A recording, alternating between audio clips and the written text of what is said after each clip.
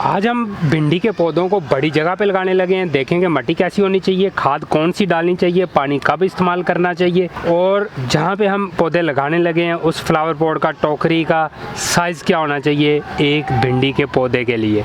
तो इसी मज़ेदार टॉपिक के साथ वीडियो को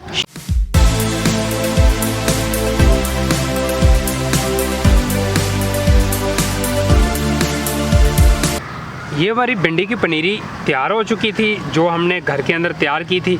इसकी अगर आपने सीडलिंग की वीडियो देखनी है तो आप सीडलिंग की वीडियो देख सकते हैं। और इसको लगाने का सीज़न अभी भी है, अभी मार्च का मंथ चल रहा है। पूरा मार्च और अप्रैल में इजीली आप भिंडी के बीजों को लगा सकते हैं। यहाँ पे मैं आपको ये रिक्वेस्ट करना चाहूँगा कि 76% मेरे बहुत सारे ऐसे दोस्त हैं जो वीडियो प्रॉपर तरीके से वॉच कर रहे होते हैं लेकिन उन्होंने चैनल सब्सक्राइब नहीं किया हुआ, तो काइंडली चैनल को ज़रूर सब्सक्राइब कीजिएगा और वीडियो को शेयर ज़रूर कीजिएगा। अगर आप इसकी सीडलिंग की वीडियो देखना चाह रहे हैं तो उस वीडियो का लिंक इस वीडियो के एंड पर आ जाएगा, आप उसको ज़रूर देख लीजिएगा कि ईजी तरीके से भिंडी के बीजों को कैसे घर के अंदर लगाया जा सकता है।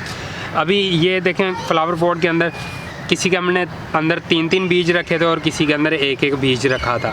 तो ये हमारे पौधे बन चुके हैं। अब इनको ट्रांसप्लांट करने का प्रोसीजर देखते हैं और इनको बाहर कैसे निकालते हैं। यहाँ पे हम बात कर लेते हैं कि मिट्टी हमारे पास कैसी होनी चाहिए। आम गार्डन सॉइल है, उसके अंदर गाय का गोबर मिक्स कर लें या वर्मी कंपोस्ट मिक्स कर दें।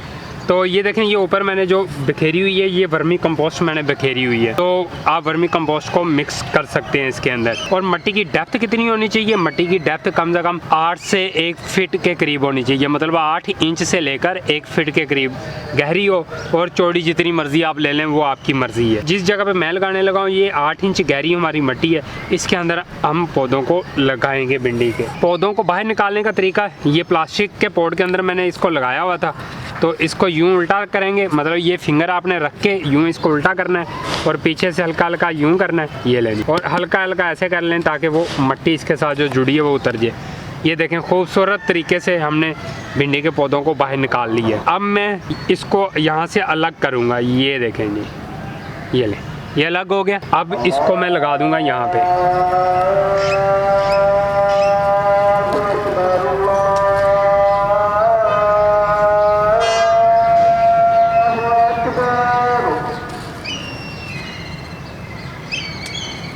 यहाँ पर मैं आपको गाइड करता चलूँ कि एक पौधे से दूसरे पौधे का फासला मैंने 1 फीट से ज़्यादा रखा है, तो आप 1 फीट के अंदर अंदर फासला रख सकते हैं। इससे आपने कम नहीं करना, इससे थोड़ा सा बड़ा कर सकते हैं लेकिन ज़्यादा कम नहीं करना आपने। तो 1 फीट के करीब करीब मैंने ये सारे पौधे फासले के अंदर लगा दिए। अभी देख लेते हैं कि इनको खाद कौन सी हम डालेंगे। तो खाद के लिए गाय के गोबर को आपने भिगो के रख देना है और उसको 24 घंटे के बाद आपने उसका जो लिक्विड बन जाएगा, पानी बन जाएगा, वो पानी आपने सादा पानी के अंदर मिक्स करके उसको पौधों को देना है आपने, इस साइज़ के पौधों को। तो इंशाल्लाह ये अगर आप देंगे तो ये पौधे जल्दी से बड़ा होना शुरू हो जाएंगे।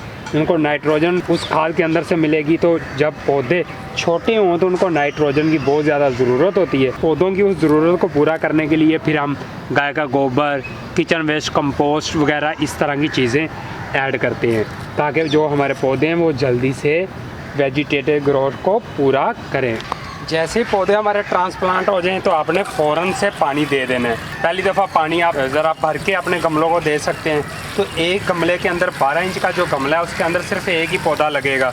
अगर आपके पास 18 इंच के पॉट है तो उसके अंदर 2 से 3 पौधे आप लगा सकते हैं। यहाँ पे मैं बताता चलूँ कि पानी हमें कब कब इस्तेमाल करना चाहिए पौधों को। जैसे अभी मैं ये पानी दे रहा हूँ तो जैसे ही ये पानी ड्राई होना शुरू हो जाएगा, मतलब हल्की हल्की मुझे नमी दिखाई दे रही होगी, लेकिन मैं दोबारा से फिर से इसको पानी दे दूँगा।